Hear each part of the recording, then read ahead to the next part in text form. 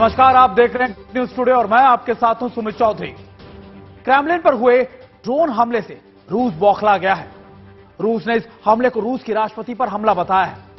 भले इस हमले में कोई नुकसान न पहुंचा हो, लेकिन रूस प्रतिशोध की आग लेकर यूक्रेन को भस्म करने के नए नए प्लान बना रहा है। यही वजह है कि हमले के 24 घंटे के भीतर ही यूक्रेन पर रूसी बम वर्षा शुरू हो गई है। आसमान से फाइटर प्लेन बम लगातार बरसा रहे हैं। बारूद की काली चादर ने पूरे यूक्रेनी आसमान को ढक लिया है। वहीं समंदर में भी रूस के जंगी जहाज और सबमरीन मिसाइलें दाग रही हैं। ऐसा लगता है कि अब रूस कीव को मिट्टी में मिलाकर ही दम लेगा।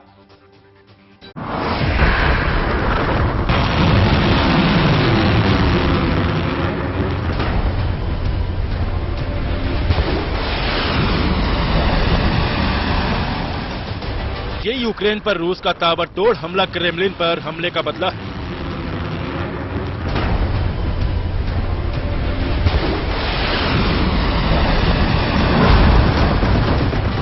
यूक्रेन के खेरसोन शहर में रूस ने ऐसी तबाही मचाई कि चारों तरफ अफरा तफरी मच गई।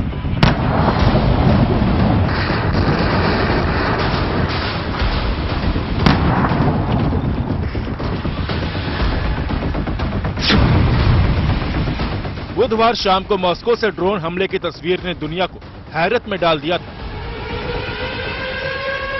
लेकिन जवाब में रूस ने जोरदार हमला करके पूरी रात यूक्रेन की नींद उड़ा दी।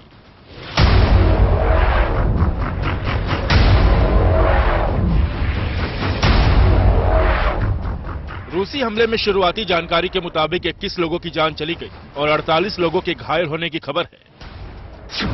यूक्रेनी सेना के मुताबिक रूस ने खेरसोन और कीव पर हमला किया। खेरसोन में रेलवे स्टेशन और सुपरमार्केट को रूस की ओर से निशाना बनाया गया। यूक्रेन ने रूसी हमले की खबर की पुष्टि करते हुए ट्वीट किया कि रूसी हमले में उसके 21 नागरिकों को जान गंवाना पड़ा, जबकि 48 लोग घायल हो गए। 3 मई यानी बुधवार की रात जब पूरा यूक्रेन नींद की आगोश में था, तब अचानक रात के सन्नाटे को चीरते हुए सैकड़ों सायरन चीखने लगे।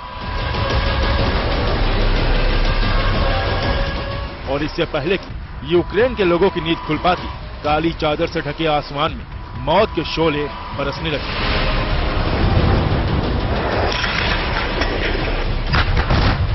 आसमान से फाइटर प्लेन बम बरसा रहे थे, तो समंदर की तरफ से रूसी जंगी जहाज और सबमरीन मिसाइलें दाग रहे थे। आसमान और समंदर से किए गए इन रूसी हमलों से यूक्रेन बुरी तरह से दहल उठा। एक दो नहीं, बल्कि रूस की सेना ने करीब 100 से ज्यादा क्रूज मिसाइलों को यूक्रेन के शहरों पर हमला करने के लिए तैनात कर दिया। रूस ने क्रूज मिसाइलों से यूक्रेन पर ताबड़तोड़ हमले किए। काला सागर से यूक्रेन के खेरसोन पर भयंकर हमला हुआ। रूस के जंगी जहाजों और सबमरीन ने मिसाइलों की बौछार कर दी। यूक्रेन की आसमानी सीमा को लांघकर फाइटर जेट ने बम बरसाए। जिस वक्त रूस की तरफ से मिसाइलों और बम वर्षक विमानों से बम बरसाए गए, तो खेरसोन शहर के एक हाइपर मार्केट में शॉपिंग कर रहे 3 लोगों की मौके पर ही जान चली गई। रूस ने इस कहर के साथ ही आरोप लगाया कि यूक्रेन ने पुतिन की हत्या के लिए 2 ड्रोन मॉस्को भेजे थे, लिहाजा इस हमले का खामियाजा उसे भुगतना होगा। रूस की सुरक्षा परिषद के डिप्टी चेयरमैन और पूर्व राष्ट्रपति दिमित्री मेदवेदेव ने कहा, जेलेंस्की और उसकी मंडली को खत्म करने के सिवाय कोई रास्ता नहीं बचा है। हमें उनकी जरूरत नहीं कि वो बिना शर्त सरेंडर पर दस्तखत करें। वहीं रूसी संसद ड्यूमा के चेयरमैन व्याचेस्लाव वोलोदिन ने कहा, जेलेंस्की की सरकार ISIS जैसी आतंकी सरकार है। किसी भी हथियार का इस्तेमाल किया जाए, लेकिन कीव को दुनिया के नक्शे से गायब कर देना चाहिए। रूस की इन भयंकर धमकियों के बीच जेलेंस्की ने क्रेमलिन हमले में यूक्रेन का हाथ होने से सीधे इनकार कर दिया है। У Росії все дуже просто. У Росії немає перемог. Немає. Він більше не може мотивувати своє суспільство, і він більше не може відправляти просто так на смерть своїх військових. Він не може мотивувати більше свою державу. У нього немає перемог. На полі бою друга армія світу. रूस पर जब हमला हुआ तो व्लादिमीर जेलेंस्की फिनलैंड में थे। यहां से वो नीदरलैंड जाएंगे। जेलेंस्की रूस के खिलाफ जंग लड़ने के लिए हथियारों की मदद मांगने पहुंचे हैं। दूसरी तरफ क्रेमलिन में ड्रोन अटैक को लेकर अमेरिका को रूस के आरोपों पर यकीन नहीं है। अमेरिकी विदेश मंत्री एंटनी ब्लिंकन ने कहा कि पूरी जानकारी के बाद ही कुछ कहा जा सकता है। We'll see what the facts are, and it's really hard to comment or speculate on this without really knowing what the facts are. We leave it to Ukraine to decide how it's going to defend itself and how it's going to try to get back the territory that's been seized from it illegally by Russia over the past 14 months and going back to 2014, back to them. America संभलकर बयान दे रहा है, लेकिन रूस ने Ukraine पर अपने हमले तेज कर दिए हैं। ऐसे में रूस की ओर से किए गए इन हमलों को बदले के तौर पर देखा जा रहा है। वहीं अमेरिका के पूर्व राष्ट्रपति डोनाल्ड ट्रंप का दावा है कि अगर वो राष्ट्रपति होते तो वे इस युद्ध को 24 घंटे के भीतर ही खत्म करा देते। So if I were president, and I say this, I will end that war in one day. It'll take 24 hours. I know Zelensky well. I know Putin well. I would get that ended in a period of 24 You can break that deal. 100%. It would be easy. That deal would be easy. A lot of it has to do with the money. A lot of it has to do with the military, that we're giving. But I would get that deal done within 24 hours. That war has to be stopped. That war is a disaster.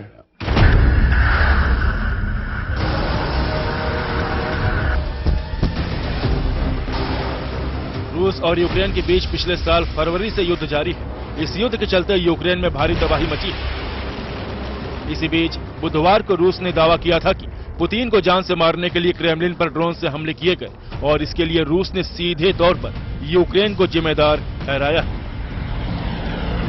Bureau report, good news today.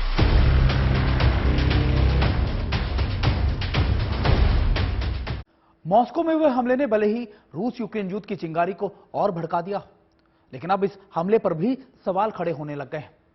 कई युद्ध blogger ये दावा कर रहे हैं कि हमला false flag attack है, यानी रूस का खुद क्रेमलिन पर कराया हुआ हमला, और कयास ये भी लगाए जा रहे हैं कि पुतिन ने यह हमला खुद ही कराया है। वहीं रूस का अब यह भी कहना है कि यूक्रेन ने अमेरिका के कहने पर इस हमले को अंजाम दिया। रूस का दावा है कि यूक्रेन वही करता है जो उसे अमेरिका कहता है।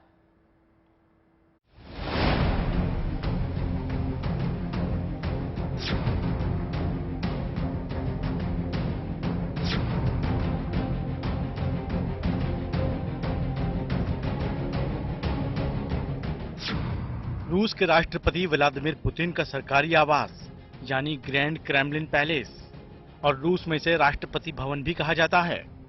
3 मई को रात के अंधेरे में अचानक रूसी राष्ट्रपति की तमाम सुरक्षा बंदोबस्त को भेजकर 2 ड्रोन इस भवन के आसमान पर पहुंचते हैं और दुनिया को ये धमाका नजर आता है। इस धमाके को देखकर दुनिया सन्न रह जाती है। ये वो तस्वीर है जो दुनिया को तीसरे विश्व युद्ध में झोंक सकती है। रूस ने यूक्रेन पर आरोप लगाया है कि उसने राष्ट्रपति पुतिन की हत्या के इरादे से क्रेमलिन पर ड्रोन से हमला किया। 15 मिनट के अंतर पर 2 यूएवी से क्रेमलिन पैलेस को निशाना बनाया गया और इन दोनों को ही रूसी एयर डिफेंस ने रडार युद्ध प्रणाली की मदद से मार गिराया।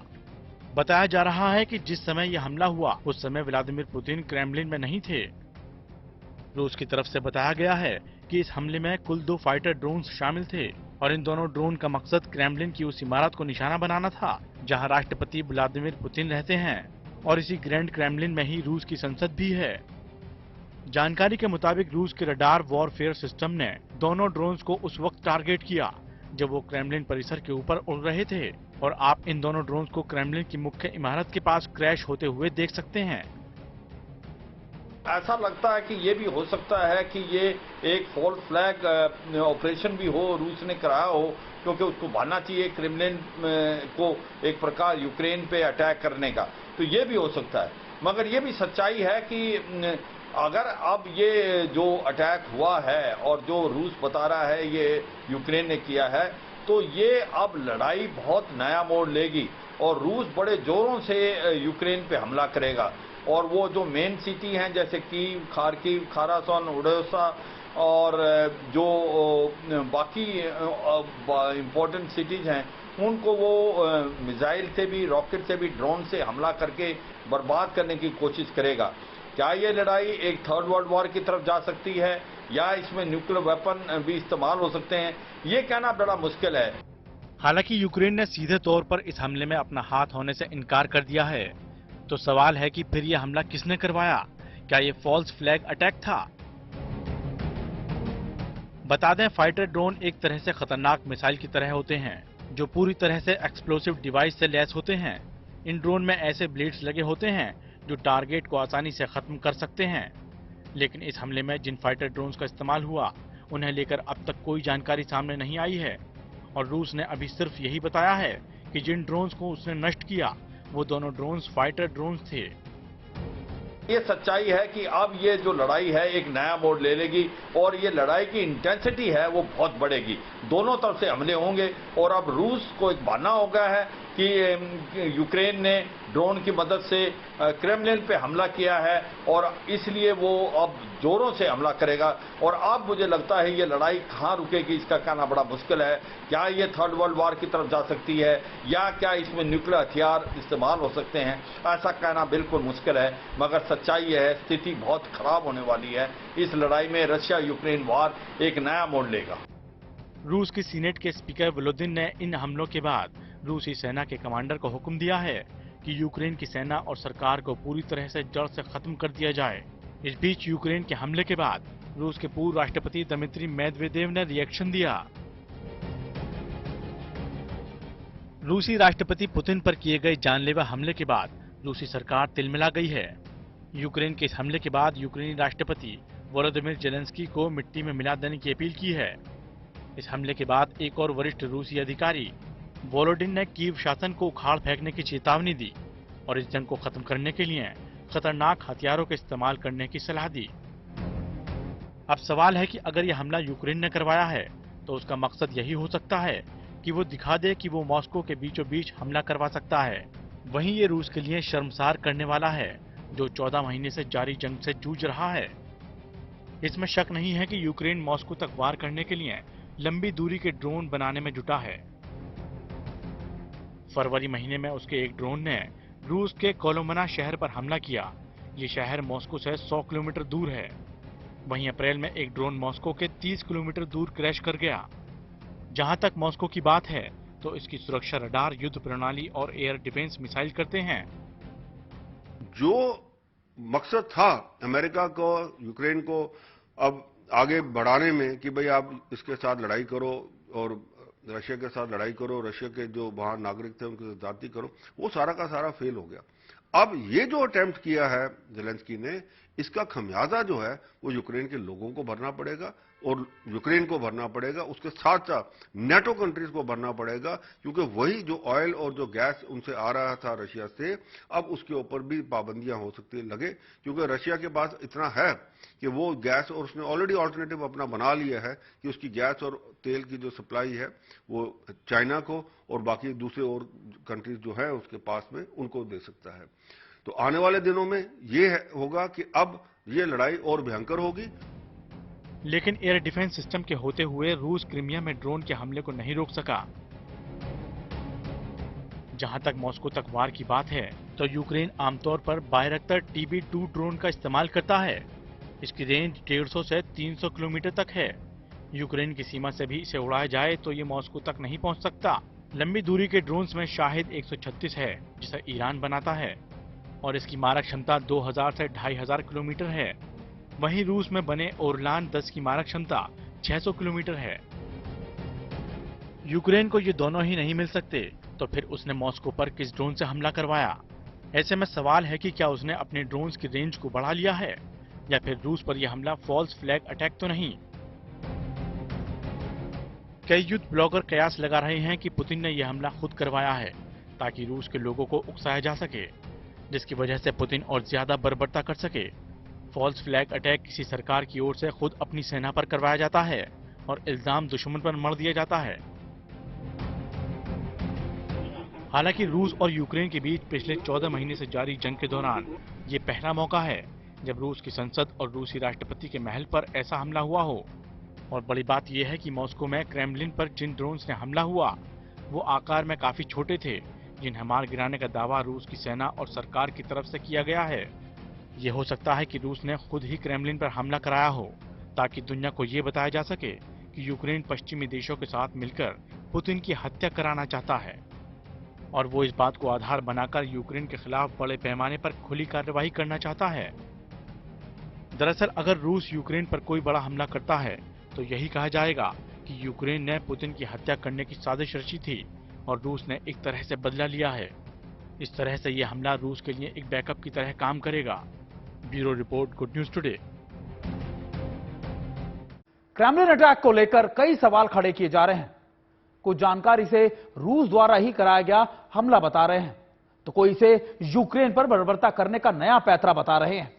दरअसल जानकारों की यह राय इसलिए भी है क्योंकि क्रेमलिन एक अभेद किला है जिसकी सुरक्षा को भेद पाना लगभग नामुमकिन सा है, क्योंकि इसमें दुनिया की सबसे बेहतरीन तकनीक और सुरक्षा के पुख्ता इंतजाम किए गए हैं। इसके अलावा वो सारे तामझाम है जो इसे दुनिया का सबसे सुरक्षित जगहों में से एक बनाते हैं।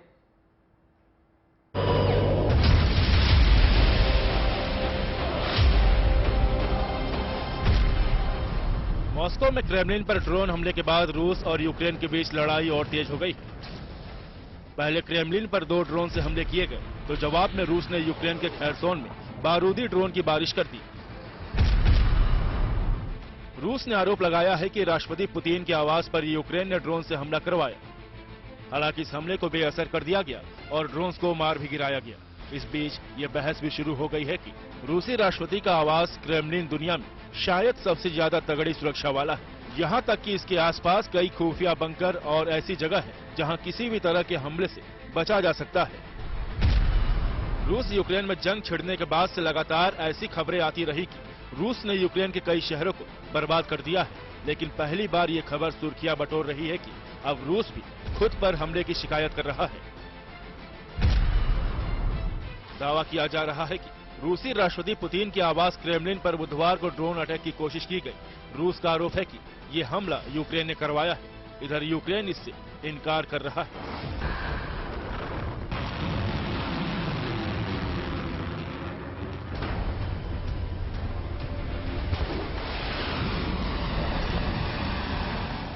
वैसे क्रेमलिन पर हमला करना बेहद मुश्किल है, बल्कि लगभग नामुमकिन है। मॉस्को में क्रेमलिन के चारों ओर ऐसी सुरक्षा है जिसमें सेंध नहीं लगाई जा सकती। क्रेमलिन का इमारतों वाला एरिया लगभग 67 एकड़ तक फैला हुआ है, लेकिन इसके आसपास का पूरा कॉम्प्लेक्स मिलाकर लगभग 170 एकड़ है। आवास की दीवारें काफी ऊंची हैं और कहीं कहीं इसकी ऊंचाई 60 फीट से भी ज्यादा है।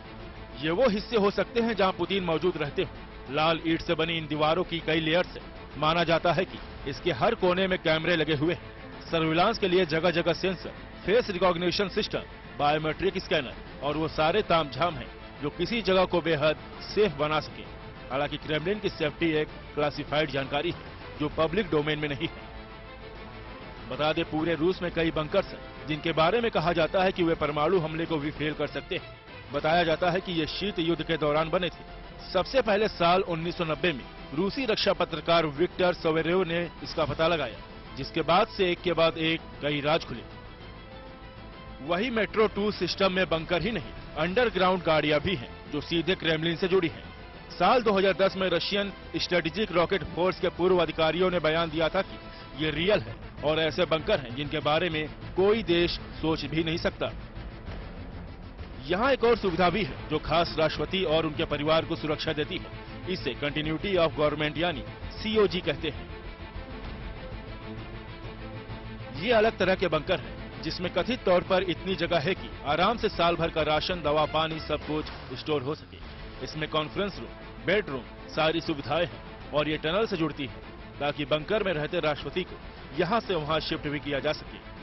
हालांकि COG के बारे में इंटरनेशनल मीडिया में बात तो खूब होती है, लेकिन ये क्रेमलिन से कितने मीटर या किलोमीटर दूर स्थित है ये किसी को पता नहीं। व्लादिमीर पुतिन की सुरक्षा में लगे जवानों की एक पूरी बॉडी है जिसे फेडरल प्रोटेक्टिव सर्विस यानी FPS कहते हैं। इसमें हजारों की संख्या में कमांडो होते हैं, लेकिन पुतिन की सुरक्षा के लिए इसमें से भी क्रीम लेयर को छांटकर अलग रखा गया।